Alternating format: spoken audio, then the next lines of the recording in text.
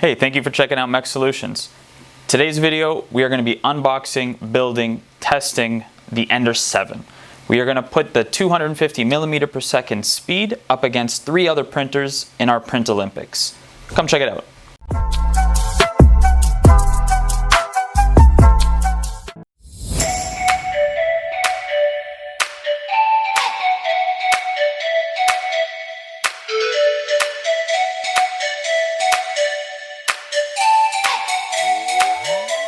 Alright, so we got the instruction manual, warranty card information. We have the ½ kilogram roll of white filament. We have our patented Creality toolbox, which includes stuff like the power cable, zip ties, extra nozzles, filament holder, the ever so handy spatula, and little accessories like memory cards, USB sticks, etc. And obviously the set of screws required to build the printer. Alright, so outside of the box, right on top, we have the top frame of the Ender 7. It's a heavy son of a gun, pretty bulky. All in good purpose though. Tons of insulation. Let's just get that out of there. That is one of our vertical uprights. There's our hotbed assembly.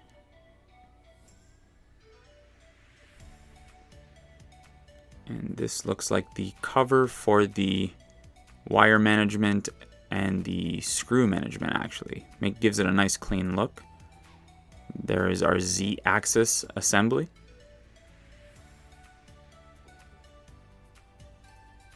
More uprights.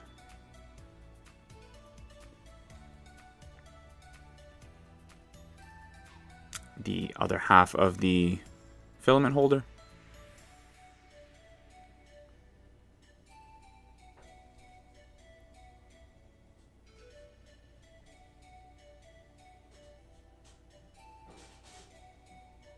And the big behemoth itself, the base of the Ender 7. Pretty heavy. Alright, so we're going to start by securing the Z-axis to the base of the printer. Now it slots in nicely. We just have to make sure that the cable is pulled out as it is tucked in nicely. So we're going to secure that with the 4 screws as per the instructions.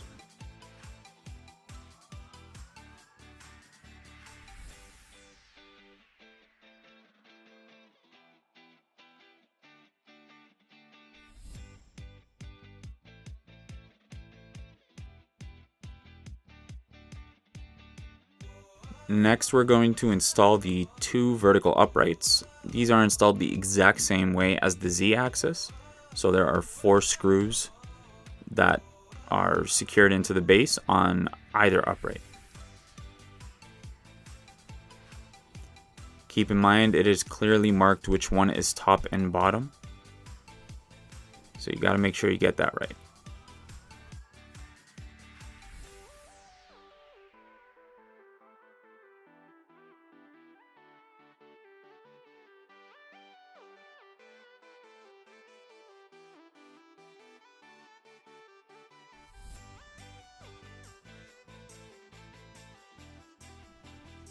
Alright, so now we're going to take the hotbed assembly and we are going to remove all the super secure saran wrap.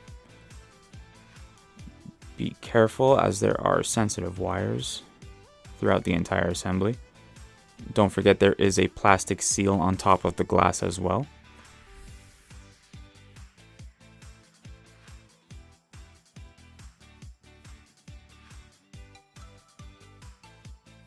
So we're going to start by securing the 4 screws at the back of the hot end assembly to the base plate on the Z-axis. So you might need 2 people for this, but you can do it carefully with 1 person. Just be very careful as the bed does have a decent amount of weight and it does want to lean forward. So make sure to have your screws ready and your tools ready.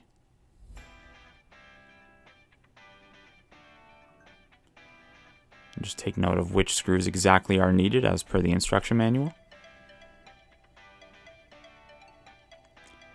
Go ahead and place the hotbed assembly on top of the rail coming off the Z axis.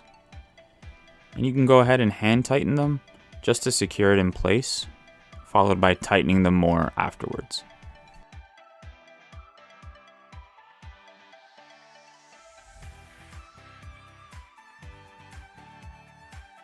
Next, we are going to secure the back of the hot end assembly. So once the 4 screws are screwed in and secured in the top, we are going to screw in the 4 screws, the 4 corresponding screws in the back. These should be the exact same screws as you used before. Now be careful, this might be hard to get to. You might need a longer Allen key, maybe not so much the one that came with the printer, as it is very difficult to reach and very little room to maneuver. Alright, we're going to place the top of the frame of the Ender 7 in place.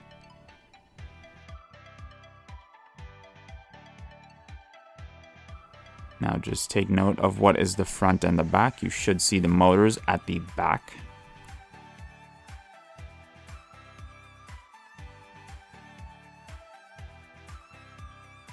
And then once in place, you just need to make sure all the screws are aligned. Both columns must be aligned, as well as the back Z-axis column. Once in place, you can go ahead and secure that. Be sure to follow the instructions on which screws exactly to use, and make sure to use the proper washers, as you want to reduce any sort of vibrations and you want to make sure the machine is extra secure, especially when printing at speeds of up to 250 millimeters per second out of the box.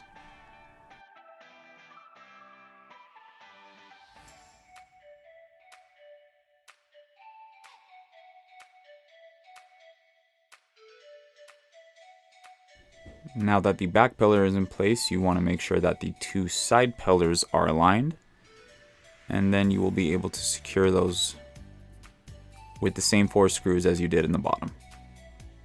And obviously you could start screwing these by hand just to get them in place. Try to save some time. And then secure with an Allen key or tool of choice afterwards. Alright, as per the instructions, we are going to secure the filament holder in place. That's a simple one on the back of the printer, just 2 screws.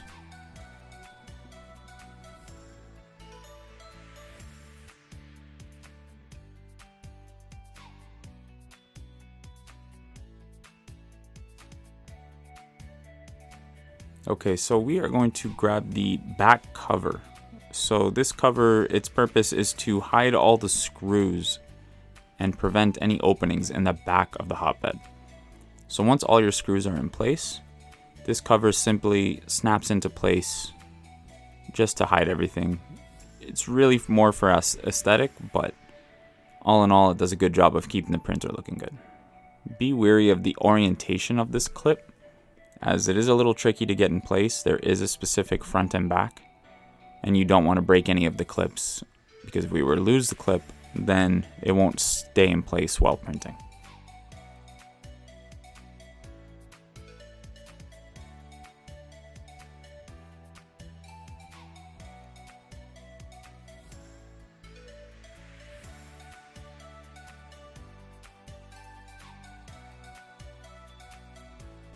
Alright, so just be sure that the printer is set to 110 volts, well, depending on where you are, of course. If you're in North America, that is our standard. So you would have to use a tool to make sure that the power supply is switched in the correct direction. Otherwise, if you're anywhere else but North America, keep that 220, assuming it's appropriate to your country.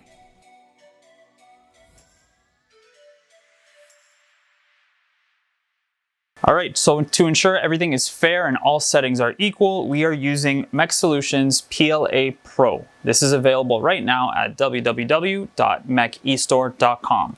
Go ahead and drop this promo code right here at checkout and get 5% off your next order over $70. Alright, so our printers are on, preheated. We have all the nozzles set to 210 degrees, which is perfect for PLA Pro. and we have all the beds set to 60 degrees. So in about a few seconds, I'm going to start all the prints at the same time. I'm going to start the timer, and we're going to see how each printer performs printing the exact same model. Good luck.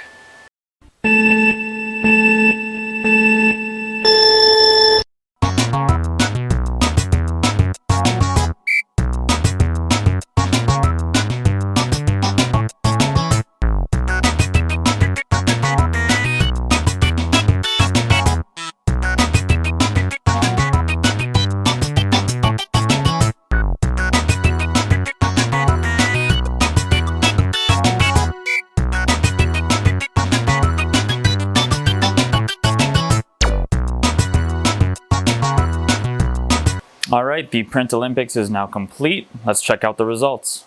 All right, our Anycubic Mega S at 4 hours and 20 minutes. This speedy little bugger went pretty fast. As you could tell, the quality took a little bit of a hit, but all in all, minus the stringing, it did a pretty good job of keeping up with the competition. Layer lines seemed to be pretty smooth, a few imperfections across the top, but solid print.